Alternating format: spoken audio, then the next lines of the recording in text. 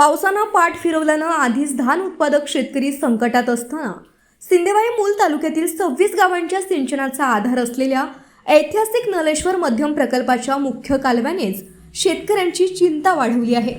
15 August रोजी दुपारी कालव्यात पाणी सोडण्यात आलं आणि अवघ्या 24 तासांत 16 ऑगस्ट रोजी सायंकाळी 4च्या सुमारास प्रकल्पापासून अवघ्या 500 मीटर अंतरावर तब्बल 15 ते 20 फुटांचं भगदाड पडलं।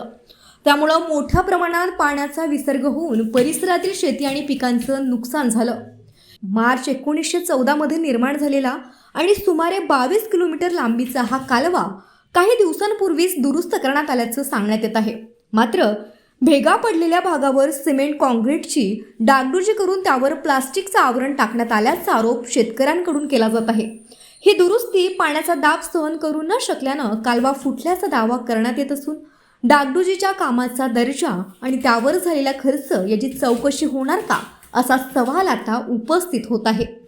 शेतापर्यंत पाणी पोहोचण्याआधीच नहर फुटली, भरपाईची मागणी। कालवा फुटल्याचं लक्षात येताच व्यवस्थापन समितीनं तातडीनं पाणी पुरवठा बंद केल्यानं संभाव्य मोठा अनर्थ टळला। मात्र सिंचनाच्या प्रतीक्षेत असलेल्या शेतकऱ्यांच्या पदरी पुन्हा संकटच आले आहे। प्रशासनाच्या कारभारावर संतप्त झालेल्या शेतकऱ्यांनी नुकसानीचं तातडीनं पंचनामे करून योग्य भरपाई द्यावी, कालव्याच्या दुरुस्तीच्या कामाची सखोल चौकशी करावी आणि दोषींवर कठोर कारवाई करावी अशी आक्रमक मागणी केली आहे। आता प्रशासन या गंभीर प्रकाराची दखल घेऊन काय कारवाई करते याकडे 26 गावांतील शेतकऱ्यांचं लक्ष लागलं आहे।